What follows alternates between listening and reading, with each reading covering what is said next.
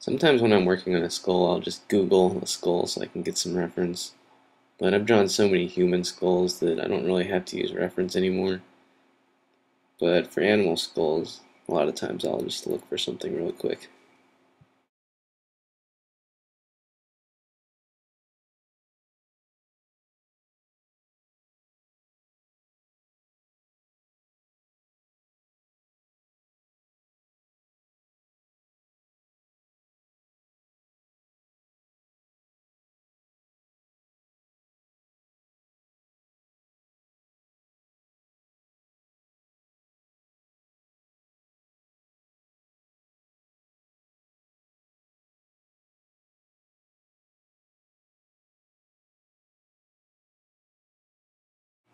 I haven't really looked at his face in a while, so when I go back to it, I kind of noticed that his eyes and his brow were a little bit small, so I just resized it, make it a little bit bigger.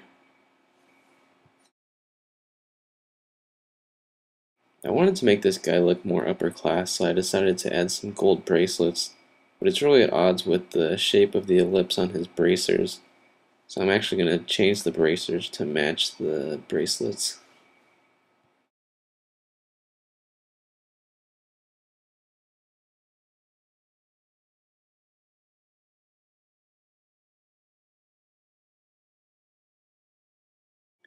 The angle doesn't really match the direction of his arm, so I'm still trying to figure out how to change it around to make it look better.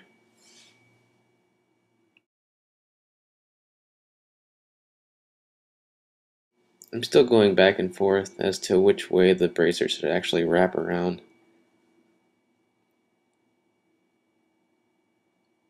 I think I just need to change the angle to match the bracelets more.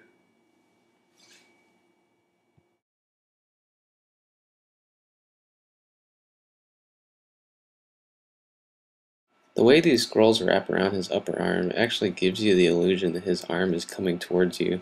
So maybe if I just change the angle of these scrolls, it'll help.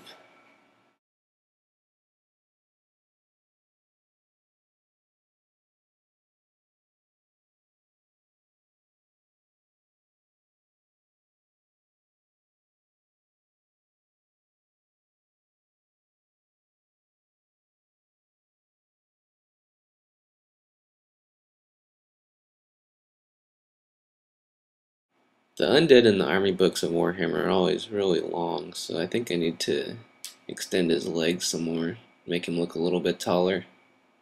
Even if it's out of proportion, I think it'll match the lore better.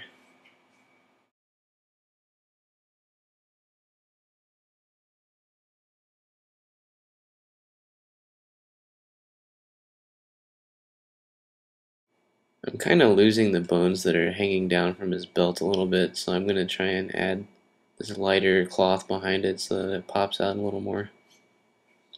Plus that way I can add some more details to the cloth.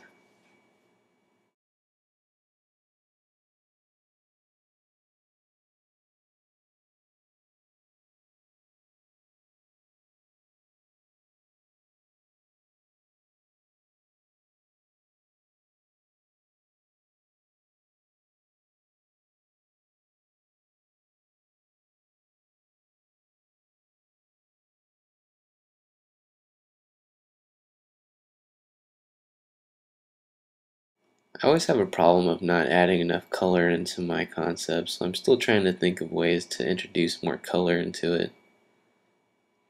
Thinking maybe I could do some blue and red on his loincloth thing. I can already tell it's not going to work because it looks too much like an American flag.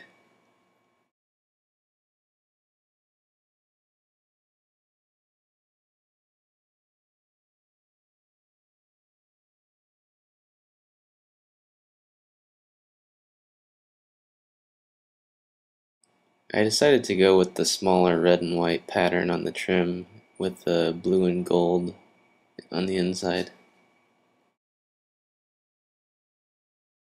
I'm just flattening my layers again. I usually save every couple minutes as well. I know it sounds kind of silly, but be sure to save a lot. A lot of people kind of get bogged down when they're painting and they don't even realize how much time has passed, and before they know it, they've been painting for 4 hours and then their computer crashes and they lose everything. I never really addressed how the skull actually attaches to his body, so now I'm just trying to figure out some kind of belt design. The elements that we always have to have in every character concept is a helmet, pauldrons, chest armor, bracers, boots, and belt. I thought it would be kind of cool to have these extra little flaps of cloth hanging off his belt, kind of mirror the scrolls with the skull on the front of his pauldrons.